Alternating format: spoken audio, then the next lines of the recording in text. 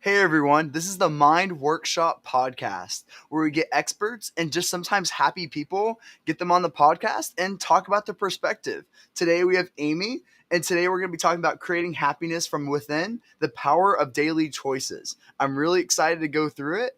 She's going to go through an intro of who she is, and then we're going to dive in right to our topic. Amy, thank you so much for joining today. Tell us a little bit about yourself. Oh, well, it's a laundry list of different things that I've done, but currently I am a transformational public speaker, mindfulness and life coach that help people who feel stuck in a rut and lost their happiness to shift their mindset so that they can go from just surviving to thriving in both their personal and professional lives. Yes. And I feel like so many of us are in that survival mind state. And I usually call that like the default mind state, where we're always, especially us in America, where we're always in that keeping up with the Joneses. Like we got to have that nice car, we got to have that nice house. And we're always stuck in that, going back to that default mind state saying, "Oh, once I have those things, then someone will love me. Then I can love myself." And I feel like so many of us get trapped in that same thing. But I think like the first realization for me is like first getting out of saying these thoughts are just our thoughts, that these are things that can actually be changed. What are your thoughts on how to get out of that survival mind state to really start thriving? What are your first action items that you would have someone do? Well, it's challenging because society Mhm. has told us what we should want to have, what we should want to do. But when we really get quiet and get in touch with ourselves, we realize that those kinds of things don't really make us happy. How many times have you put forth a goal and actually achieved it and thought, when I get, figure it, whatever it is, whether it's when I get so much money in the bank, or when I lose this much weight, or when I buy this house, or when I have a person that loves me in my life, then I'm going to be, and you get that. And then you don't feel any different. And the reason Yep. why we don't feel any different is because happiness is not something that is achieved through external forces, things that we do, things that we have, but is something that's internal. And when we realize that it's something that we have internally that we carry with us every day and we can just tap into in a moment's notice, we can definitely shift our mindset. Yeah. Yeah, I totally agree. What are other some how else is happiness found from inside rather from outside? How can you start that mind shift to really start saying, "Oh, rather than making your external environment being the piece that makes you happy, how can you adapt it to saying, "Hey, you have to be happy on the inside in order for it really to take place?" How do you start that mindset shift? Well, my first step in everything that I teach is that you have to be aware, right? Because if you're not aware that you're unhappy or that you're connecting your happiness to achieving something that's outside of yourself, then it's kind of hard to have a perspective change when you don't even realize where it's starting from. So the first step is usually awareness. And then the second step is curiosity and the intention to make a change. And that's uncomfortable for a lot of people, right? Because when we do something that we've not done before, it's uncomfortable, it's unfamiliar. And so getting comfortable with being uncomfortable Yeah. will allow us to take the next step, which is action. And having steps that we put in place, action items that we do to get in touch with the happiness within, is the third step. So, those are the three steps that I typically take people through. And then the next thing that people normally ask me is, well, what kind of things, they want to jump to the end, right? What kind of things can we do in order to, get happy? And there's a variety of things that we can do. As a matter of fact, I have a whole 12 things to shift your mindset from negative to a positive. But I'd like to just, if we can, just touch on a couple of them. Yeah, let's do Would it. that be good? All right. Yeah. So the first thing that I always default to is gratitude. And Victor, do you have a gratitude practice? I do. Actually, I just did it. Every single morning when I wake up, I meditate for like less than a minute, like usually like a minute, 2 minutes, and then after that, I say three things I'm grateful for today. And I usually say I'm grateful for this, grateful for that. and grateful for that. And because a lot of people didn't get those things today, they didn't wake up and they were alive, or like things like that. So that's my gratitude practice that I have each day. Can I share something that can like literally be lighter fuel on your gratitude practice? Let's do it. All right. So I do the same thing. Before my eyes even open in the morning, I think of three things that I'm grateful for. And just like you, I used to do the same thing. I used to ramble off the things that I was seriously grateful for. And then I realized that there was a secret sauce to it that I didn't know. So I'm going to share it with you and all the viewers and listeners here today. And that is the secret sauce to light it on fire is you have to actually feel the gratitude.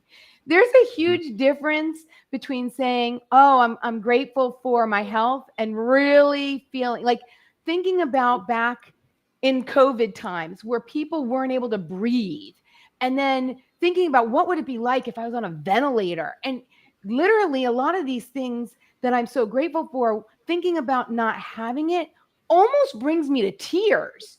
And then when I realize I don't have to be sad, I don't have to be, thinking about what life would be like without the thing that I'm grateful for, you get a flood of emotion. And that emotion is gratitude. And that is what shifts and gets things set up.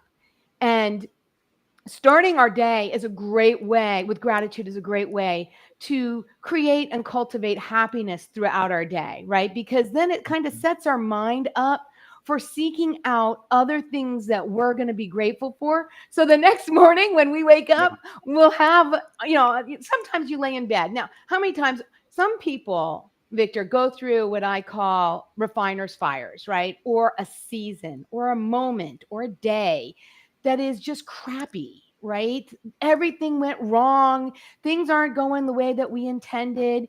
And so to Mhm. find gratitude in those moments can be kind of tough. And Yeah. so whenever I'm in one of those moments, look, we're all human. We have those moments, even those that are mindfulness and mindset coaches and do our gratitudes. We have moments like that. The difference is that I think of my grandpa in those moments. I don't know about you, but I think of my grandpa. Uh And he huh. he always says to me, every day that you wake up on this side of the grass is a good day.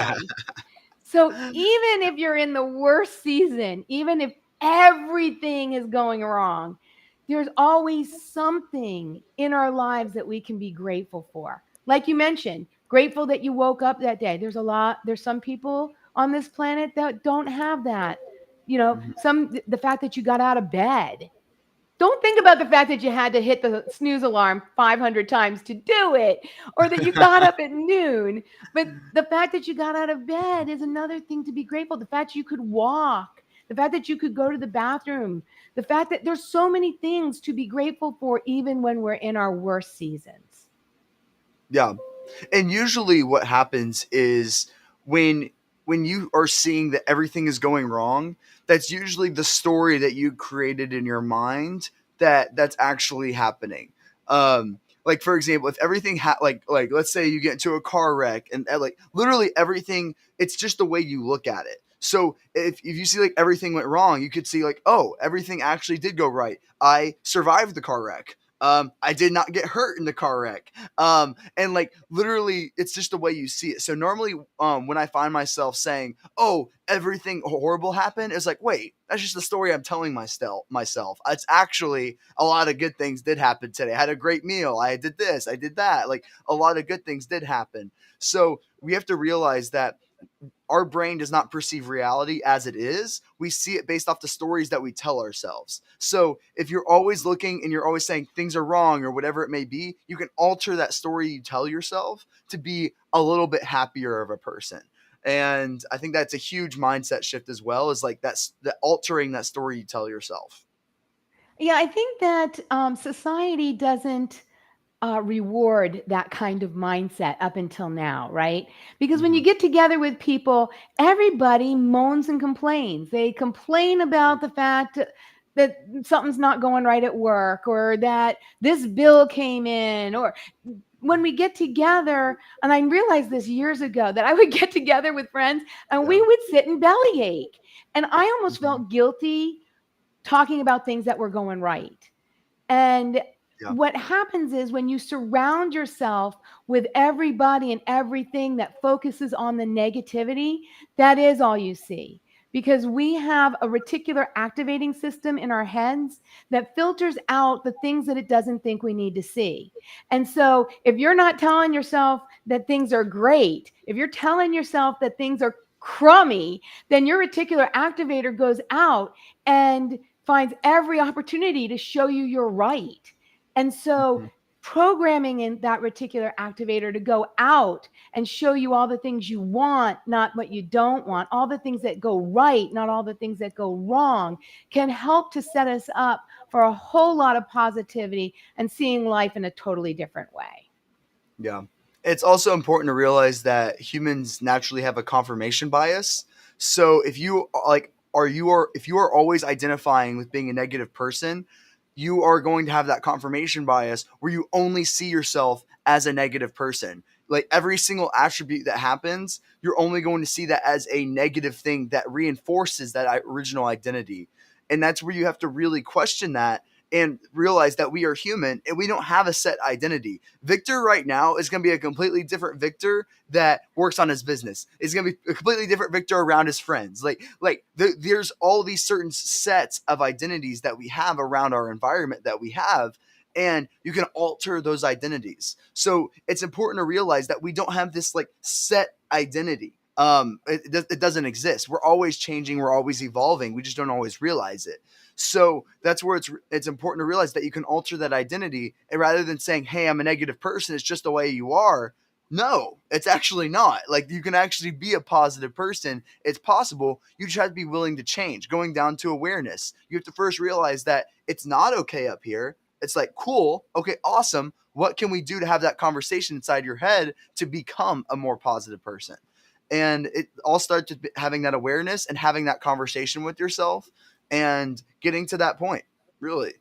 Yeah, well, and I would ask the question, how is that working for you? If you're always saying, oh, I'm always a negative person, or oh, I always, everybody always cuts me off, or oh, so I'm always then, then what happens? You see everybody cutting you off. Then Mm-hmm. how is that serving you? That's just perpetuating a reality that you don't want to live. But there is an alternate reality that's happening, which you pointed out when you got in that accident. You had the option that you could actually decide how you saw that situation and what story you created around it. The meaning that we give the things that we experience is way more important than the experience itself. And so when you give the meaning to that car accident as, oh, I walked away, I'm so grateful my car held up, and Mm-hmm. or maybe it got demolished and I've been meaning to replace it anyway and now the insurance company pays for it. Or if you Mm-hmm. see it in that aspect as opposed to, yeah, see, just another thing to ruin my day, then you see things differently. You get to choose. That's the thing that people don't realize, that we are all creating the life that we're living, first and foremost by the thoughts that we're thinking, and second by the meaning that we're giving to those thoughts. Yeah. That's so true. We define all the meaning with the experiences that we have. Like all the experiences we have no meaning by themselves. Like for example, like this conversation like has no meaning until I give it meaning of what is actually happening within this conversation.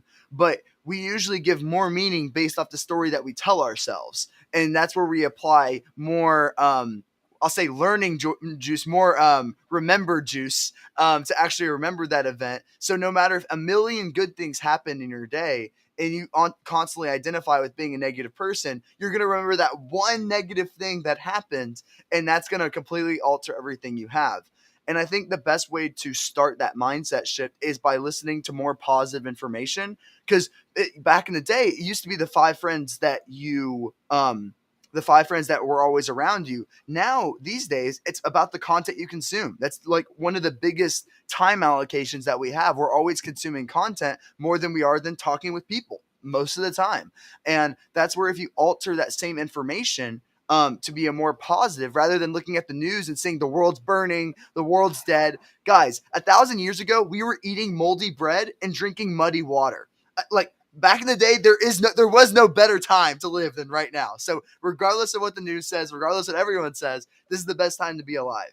And that's where we have to have that mindset shift and start looking at more positive information to really start that process of becoming a little bit more positive of a person. Yeah, and my husband's a news junkie. I am Uh just huh. the opposite. And I will always say to him, "And what are you going to do with that information?" Mm-hmm. Right? Yeah. So because it's one thing to be aware, right? It's good to have knowledge of what's going on in the world, but it's a whole nother thing when you're watching the 24/7 same stories over and over and over. And I was like, what is that doing for you? And where are you going with that information? Are you going to volunteer out in the Ukraine? Are you sending money? Are you flying people there? Like what are you doing as a result of the information you're consuming?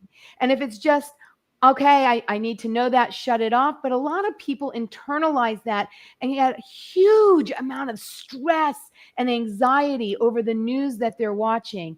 And so I would caution people to take a step back, to read the Cliff Note version, and then move on with your day and not focus so much on that unless you have a way to make a difference that you plan to implement. And you have to remember the humans have a natural negativity bias. So in news anchors and news stations will use that and always have usually a negative twist because that's what people react to. So they're not going to tell you the world's amazing, everyone, like it's everything good's happening. No, because that's not what we remember. That's not what we react to. So they're going to say the world sucks. Like here's why. This person said something mean and you should hate that. And then you're going to share that information. You're going to react to it. You're going to usually obsess about it most of the time. And that's their job to get you to react and get you to do something so you remember the information and share it. And I have now that I realize that, I know that when I see a news station, I'm like, wow, that's so stupid. Like they're trying to get me to react. I'm like, that's just like dumb to do that. And what I realize is humans also try to be the most updated because they they feel a sense of, I want to say, superiority, that they're the most updated with the information. So when they're in their group or whatever, they have the most updated information, so that way they can tell people about that information. So that's what I've also seen of why people like to look at the news, so that way they always have that sense of like, oh, here's what's happening in the world and I'm better because I have this information. Well, It's usually what I see. it's interesting that you say that. I chuckle because Uh-huh. so many times when we would be at parties, I wouldn't know what the heck people were talking about, right? Yeah. So I would, they would say something and I would base my reaction on what everybody else was reacting. Like if they were like, oh, I'd be like, oh my gosh. Or if they were laughing, I'd be like, ah, yeah, that's right. And I would Yeah. just follow along because of what you're saying, because I felt less than because I wasn't up to speed. Nowadays, I'm like, yeah, I don't know, have a clue what you're talking about. You want to clue me in? And then and I don't feel badly for not knowing what they're talking about because it's not something on my purview and it's not something of importance to me. And I'm happy to be into the conversation if you care to share it with me, but I'm not going to create so much of my time keeping up with that so that I could have a conversation during a party or a networking event or something along those lines. Yeah. Yeah. And I think Michael Singer said it the best, of saying like it's really okay not to be okay. And like first like starting out with that in your head.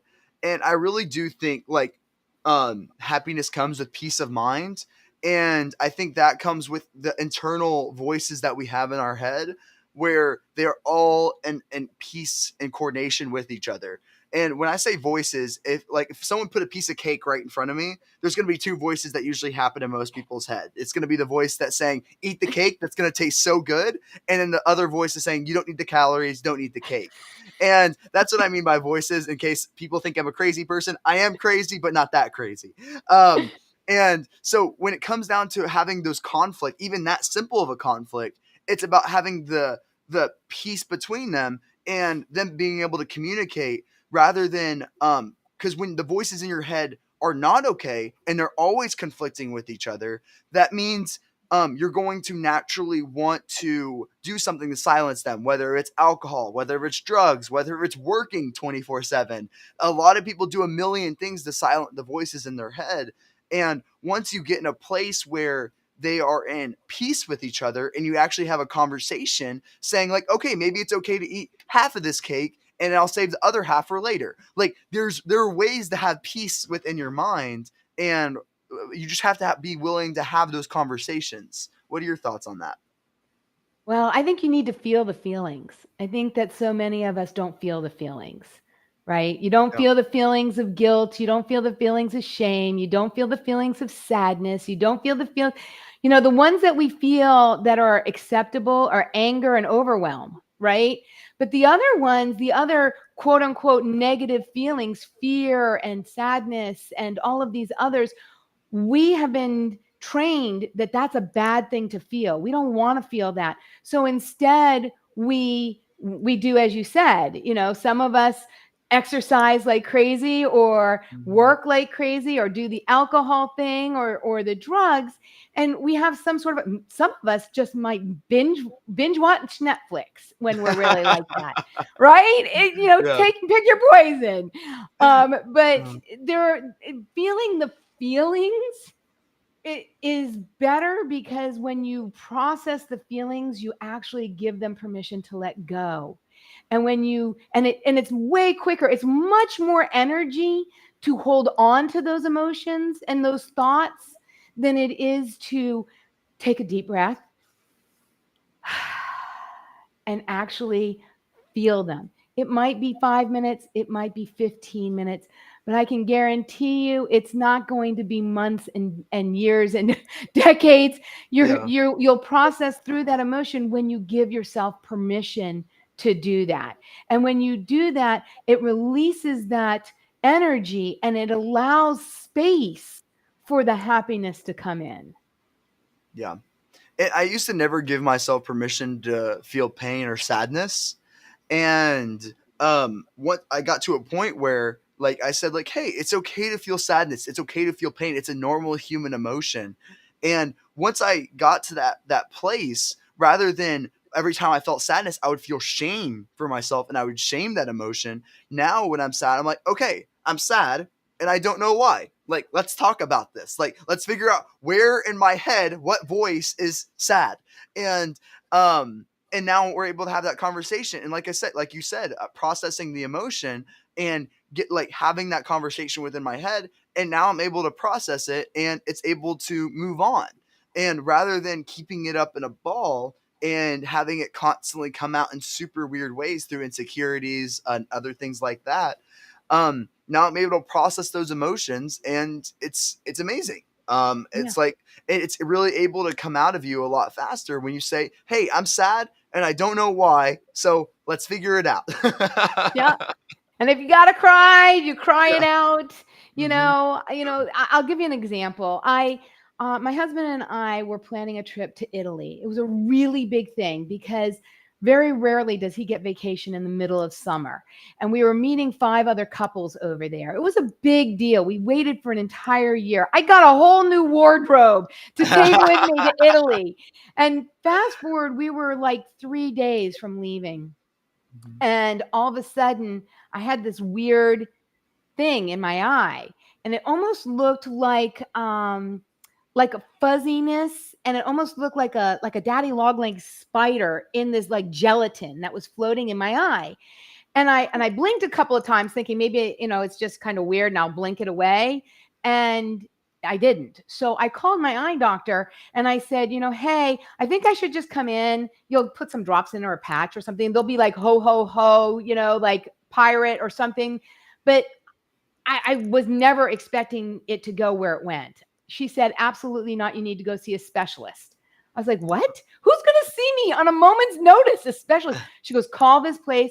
They got me in within like 3 hours. What had happened was my retina had not only torn, but had started to detach. And so it was emergency laser surgery. And Wow. I ended up having to cancel this trip. Now we paid for tickets, airline tickets that were non-refundable. I cried. I cried over not being able to do the trip. I cried over losing all the money. I cried over not having the experience with my husband and my friends. I was angry. I was like, why does it have to happen now? And I did that. And I laid in bed for like a day and a half, just, well, I laid in bed for a couple of hours, but then I got up the next day, and throughout the day, I would have sad moments where I would burst into tears. And I allowed myself for the first time to do that. And within 24 hours, I had processed through that emotion, and I could come to the point of gratitude, right? I was grateful, like you were saying about the accident. I was grateful on the fact that we caught it before I left. We caught it where I didn't need major surgery. We did it when it was here in the States, not over in Italy. Mhm. I didn't lose my eyesight. Yeah, it sucked laying on the sofa for a week with my eyes closed, but instead of being in Italy with my friends, but I was still able to see as a result of making that choice and that decision. So you Mhm. never know what life is going to hand you, but being able to process through those emotions, cry it out, scream it out, yell it out. My mom used to say, scream into a pillow, like, ah, or go out and throw something, throw a pillow across the room if you have to get that emotion out. But that'll allow you to process through it to get to the other side of happiness. Otherwise, you're just keeping it bottled and it keeps bubbling up. And you're never really getting rid of it and making room for the happiness and the gratitude to come in. Yeah. And we're always masking a lot of the things through our insecurities that we have. And like for example, like no matter how skinny I got, I would always think I'm fat. And it made it where I would work out 3 hours a day and saying I love working out. I like this is what I love doing. And going to that point, and I eventually asked myself like why? Like why do I have to work out so much? Like why no matter how skinny I get, why do I always think I'm fat? It's like, oh, it's because I'm not comfortable with who I am. I was thinking that once I have a perfect body, then someone will love me. Then I have permission to love myself. And once I questioned the whole thing and saying, hey, I could love myself for who I am right now. I don't have to have an amazing body or anything. And once I got to that point, it's like, okay, cool. I don't need to work out. Like I really don't. It's like it's not a huge necessity. I work out a little bit like country dancing, but that's basically it. I don't have to work out to have this like amazing body. And that's and like every insecurity I unmask and kind of cycle through and ask like why behind it, the less I feel like I need to do. Really, like I used to work 14 hours a day on my business and then work out and do all these things, but every insecurity I unmask, it's like what's the point? Like you really just like don't need to do all these things. So the more like I would really dive into like why you do things, and then the insecurities kind of unmask themselves. It's really fascinating about it. It is, and a lot of that stems from what we've been taught, right? What society, teachers, parents, peers have instilled. They're other people's beliefs, other people's desires that we have just taken on as our own and don't even realize it. And so, you hear stories all the time about people who go to school for one thing because they thought their parents wanted them to do it. And one day they wake up and they're miserable and they really want to do something in the total different direction. And so realizing why we're doing something, why we're thinking something, why we're feeling something, and then say, is it serving me? And if not, then I have the ability, I can make the decision to change it because we're all one decision away from a totally different life. And Mm-hmm. so just making that simple decision to see things differently will give you a different outcome. Yeah. And then the realization that we can change. A lot of people in the negative mindset, they constantly think that it's just the way I am. Like that's it. Like, and you have to realize that we're always changing. We just don't always realize it. And once you realize that you can change for the better, then things become a lot more possible. But you first have to realize you can change, and then start that path of awareness, realizing that these thoughts are just our thoughts, and these are not things that are you, that these were thoughts that were given to you over time. And once you pick those apart, then you have a lot more ability to really see who you are and change who you are. If But you I think want it all to. starts with that, like being able to change. Right. If you want to, right? Yeah. Once you see who you are, you might love it or you might accept it, right? You might say, "Yeah, I'm somebody who doesn't like to work out and that's okay. I'm going to just accept who I am."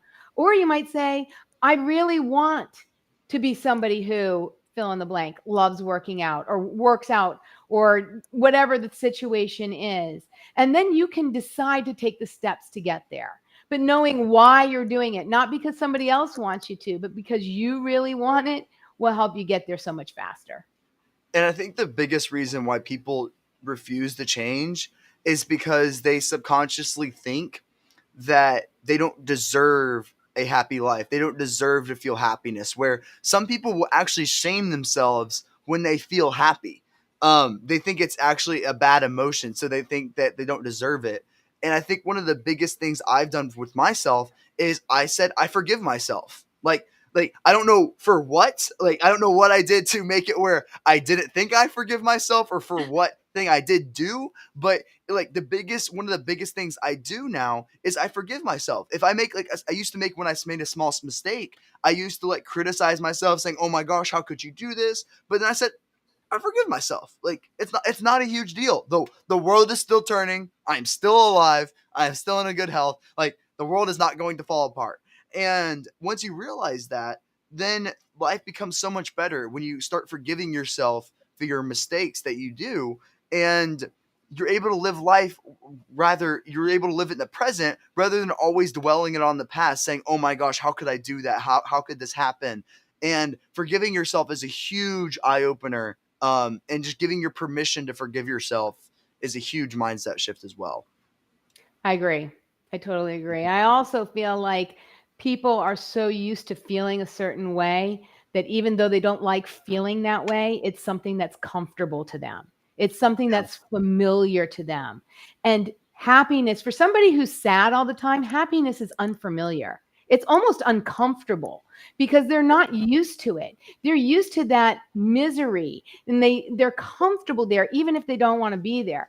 So it's when we get to that point where we're like, yeah, I'm going to do things that are uncomfortable for me now because I don't want to be here anymore, that things actually change, right? Mhm. You have to be comfortable getting uncomfortable and doing things you haven't done in order to get places you haven't been. Yeah. And you gotta hate where you are enough to actually start moving to where you want to go. And it like if people are comfortable in misery and they want to stay there their whole lives, awesome. I am not telling you like how to live your life. And if you want to be there are lots and lots of people that are comfortable in misery and love the negative mindset. They love the drama, they love the news, they love those things, and the mind with the negativity bias is naturally drawn to those things. So I understand why they are like that. But if you are actually saying, "Hey Victor, hey Amy, I want to change and get better," then boom, awesome. Like you know that you need to start listening to more positive content. You know that you need to start being more aware of your thoughts and realizing you can change, and giving your permission to be sad, giving your permission to feel those things, so that way you can actually be a more holistic person, have those more positive conversations. But like you said, a lot of people would rather be miserable, which is crazy to think about, really. Well, but they're used to that, right? That is their norm. But I'm here to tell them, I'm here to tell all of the listeners today and viewers that it doesn't have to be. Your past doesn't predict your future. I give the analogy of the windshield, right? The windshield of a car is huge. The rear view mirror is really small. And so we don't need to focus so much on our past. It doesn't dictate our future. And I know that Wayne Dyer used to give an analogy of a boat. And when you're in a boat and you have a motor, there's a wake that goes out the back of the boat as you're going over the water. And the question is, Does the wake direct the boat? Does the wake direct the boat? No, it doesn't.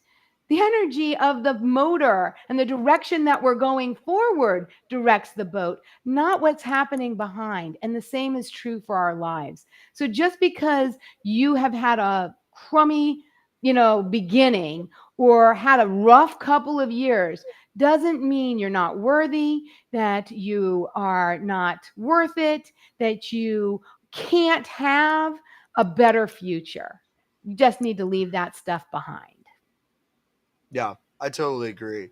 And like just going to the back to the point, if you ever have a voice inside your head that says you're not worthy or that you can't change or anything else, you first have to realize that that thought did not come from yourself. That was given to you by someone else. And once you realize that, you can start identifying what those thoughts are and start picking it apart and asking why. So if you have a voice inside yourself that says you're not worthy, then you could start saying, okay, why?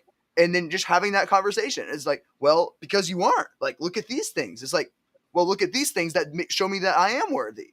And then then you're gonna be like in a whole like kind of your identity's kind of gonna shake a little bit from asking these questions, because every single one of these voices that you ask why and go through that, they're like eventually they're gonna have nothing. Like if you ask why enough times, they're gonna say, well, it's just the way I am. And then like eventually you'll get to that point and then you say, this isn't necessary. Like for when I always thought I need to work out because I always thought I was fat. It's just once you get to enough whys, you realize that the whole thing's BS. None of it matters. It was just some random thing that my brain picked up.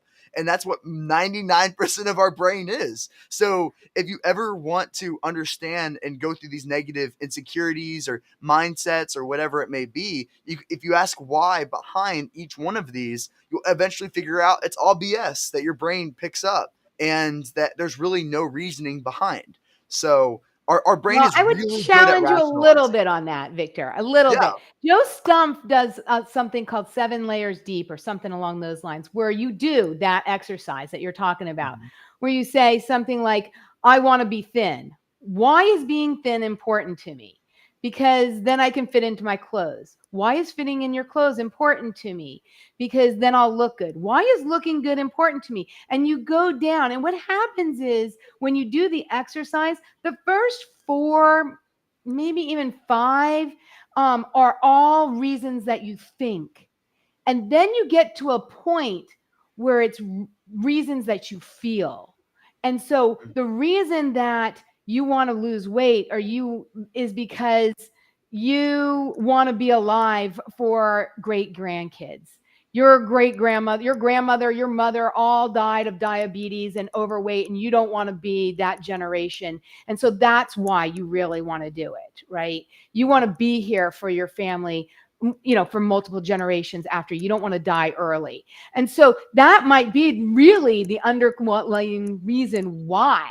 And when you go down deep enough, you get out of the reasons in your head of what you've told yourself, and you get down here into the reasons of your heart, and you really find the reasons that you do the things that you do. Yeah. Yeah, I love that. That was really well said. And what else, what other advice would you have for someone to get out of the normal default mode, or I guess the survival mode that you talked about? What other advice would you give someone to get out of that survivalistic default mode to becoming a more happier person? What other advice would you have? Well, I told you how we start our day, right? Victor and I start our days with gratitude. I wanted to share a couple of other things with Yeah. everybody. I don't just start my day with positivity, I end my day with positivity. And so at the end of the day, how many, maybe you do this, Victor, maybe not, you're pretty well aware, but so many people go to sleep and when their head hits the pillow, they think of all the things that went wrong, right? The conversations that didn't go right, the things that didn't get done, the things they wish they had done better, all the negativity, right? All the things that didn't go right. And doing that, studies have shown that that sets you up for more negativity the next day. And so once I learned this, I started to implement an evening routine where just as I'm falling asleep, I look for one thing, just one that went right. just one. And sometimes I've had a crummy day, and the one thing was back what my grandpa said, and that I woke up today. And then the second right thing was that I got up today. But looking for on a scavenger hunt, looking through to find one thing that went right will set you up for the gratitude that you start your day with the next day. So that's something that I wanted to share with everybody that can get them back, thinking more positively and get their mind fixated on looking for the positivity and the happiness and the things in life. The other thing that I wanted to share, two more. The other thing I wanted to share were Yeah. acts of kindness. When I'm feeling really crappy, I go out and I do something nice for somebody else. It doesn't even matter what it is. And it doesn't cost money, right? It can be a simple phone call to someone you haven't talked to in a while. It can be actually having a conversation with the cashier at a grocery store. It could be taking the cart and putting it away for somebody. Doing acts of kindness has been scientifically proven to give you a shot of those feel good chemicals of serotonin and dopamine that make you feel good. And here's something very interesting that I learned recently, that even if you don't do it, if you see somebody doing it, it gives you a shot of dopamine and serotonin. So looking at videos of somebody doing a good deed for someone else can also increase that serotonin, those feel good chemicals in our body that can get us put on the right track. And the last thing that I wanted to share with everybody is what I call a bliss list. Do you do a bliss list, I Victor? have no idea what that is. Okay, a bliss list. And I do this especially when I'm feeling crummy, especially when I'm feeling sad. I sit down and I write out the things that make me happy. Now, I'm not talking about, a trip to Europe, a trip to Italy. Does it make me happy? Yeah. I have fun in Italy. I would have fun in Italy. But the little things in our everyday lives, like the fact that my dog greets me every day in the morning when I go to the bathroom, or the fact that when I have a pop-it shot in my basement, one of those basketball things, and I go down, and when I'm in a crappy mood, I'll take a cup. I'm terrible at it. I'm like, I get like 20 points, guys. I'm not really good. But it makes me giggle and laugh because it has a voice on there that's like, you just got 3 points. I'm like, yes. And they're like, how many more do you need before you actually get one in the basket? And I'm like, be quiet. And it takes me out of my situation and it brings me happiness. Sometimes you can just get happiness by walking in nature or hearing birds singing. There's a variety of things that we have in our lives that don't cost money. And if we write down the things that bring us bliss, then we review it, then we will start programming our brains to actually go out and find more of it. And so these are concrete, scientifically proven ways to increase your happiness, to increase your positivity. And when we do that, we see life so much differently. I always think about the brain in like a biological sense, and when it comes down to our thoughts that we have, like all our thoughts have some level of energy behind them, and whatever mindset you want, you're giving energy to those neural connections to strengthen those. So if you're in a negative mindset, you are giving energy to that side of your brain that involves a negative energy. But if you want to give more energy to be having a more positive mindset, you have to give more energy to those neural connections. And that's where you really have to go through that process, or having a bliss list, thinking about gratitude. That's why these things work, is because you're giving more energy to those neural connections to strengthen those rather than focusing on the negative. Because it all goes back to what I said about the story that we tell ourselves. If you tell yourselves that like the world is ending and everything sucks, that is all you will see. And those neural connections are going to be strong because that's all you will see within the world, and you'll that confirmation bias will reinforce that. But if the opposite is also true. If you only see the world as amazing, you are only going to see the amazing things in the world, and the negative things are going to be a lot harder to see. So that's where the opposite is true as well. So whatever mindset you do end up choosing that you want, it's important to realize that there are these biases behind those to and the energy that you give yourself behind those neural connections are really important as well. Yeah, a great example of this is Thanksgiving in my house. We usually have extended family come over, and there are some people in the family that, let's say, would get under my skin, right? And Yeah. I intentionally one year said that I am going to have the happiest, most content, non-dramatic Thanksgiving on record. And I focused on all the positivity, the fact that all the kids went out and played kickball, and the kids helped. We all got together and told everybody what we're thankful for. And I focused on all these things.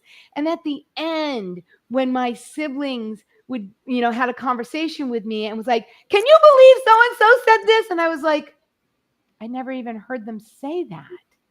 And it was because I had activated my brain to only focus on things that were going to be positive. I didn't even hear. She said, "How did you not hear it? The person was sitting right next to you." And I was like, "Really? Was I in that conversation?" Because I literally do not even remember hearing that. And so, yes, we give out certain vibrations by the energy that we have, that we're transmitting. And by that energy, it's also a magnet. So it brings that energy back. Whatever we're putting out, we're also getting back. And we know this intrinsically, whether you believe it, whether you think it's woo woo or any of that. I mean, think about it. When you come into contact with someone who's in a really bad mood, that energy is so different than somebody who is so excited about something that has just happened. And that difference in vibration is what gets put out into the world, and that comes back at them. It's like a boomerang. So knowing this is how it works, we now have the capability to make the decision on what energy we're sending out, depending on what energy we want to get back. Yeah, I love that. Is there anything else that you want to make sure we mention today before we sign off? I know you had a few other points. Did you want to go through a few of those real fast? No, I think we've covered most of the points that I wanted to cover. I do encourage people. I love to connect with people, so please connect with me on whatever your platform of preference is. I'm on, you guys. I'm even on TikTok now. I'm even Woo! on TikTok. So, please connect with me on different platforms. And I have a variety of things that I put out that help you with managing your mindset, with shifting your mindset. I think I mentioned about the 12 ways to shift your mindset from a negative to a positive. If people are interested, we can put the link in for the show notes, and then people can download that free download as my gift. Yeah, yeah, that'd be great. Yeah, thank you. That's awesome. Is there anything else that like any other your website or anything else you want to share before we sign off? Yeah. All right. I'll run down a couple of things. I am a Yeah. transformational public speaker, like I said, who help people who feel stuck in a rut and lost their happiness to shift their mindset to go from surviving to thriving in their personal and professional lives. And I do have some openings available for my speaking. And so if you know of somebody or you're looking for a transformational speaker, I would love to have a conversation. You can go to the website that's being posted here, which is theamyfuentes.com, because I'm the one and only amyfuentes.com. And I also have a book. For those of you who would love the book, I have a book that you can get on Amazon called Words of Wisdom: What You Need to Know on the Road of Your Life's Journey. And it's not like the normal books. When I say normal books, they're normally novels. This is something that you can put on a coffee table or a nightstand. As a matter of fact, I went in and saw my mom recently, and she had it in her powder room. She had it in her Oh. bathroom. And I said, "Why are you keeping my book in your bathroom?" And she says, "Because I have a captive audience there, Aim." So it's a great book if you're looking for some happiness or need to give it as a gift to somebody who's going through a difficult life transition, whether that's a divorce or empty nest, retirement, death of a loved one. We go through life's transitions, and this is a perfect pick me up for that as well. Awesome. Awesome. Well, Amy, thank you so much for joining today. Thank you, everyone, for watching. This is the Mind Workshop podcast, and we'll catch you next time. Thanks, guys.